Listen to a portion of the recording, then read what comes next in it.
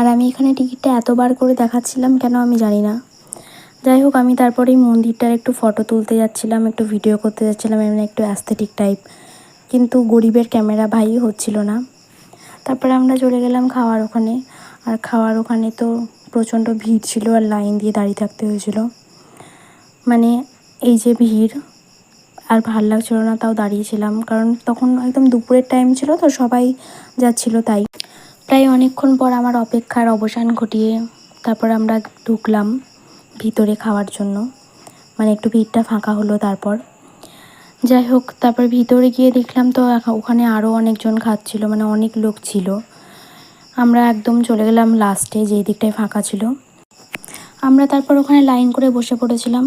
আর আমাদের এখানে খিচুড়ি ভোগের প্রসাদ দেওয়া হয়েছিল প্রথমে। আর ওখানে তো আমি একমাত্র মানুষ ছিলাম যে খাওয়া বাদ দিয়ে ভিডিও করে বেড়াচ্ছিলাম। ভিডিও করতে করতে দেখি তো এরকম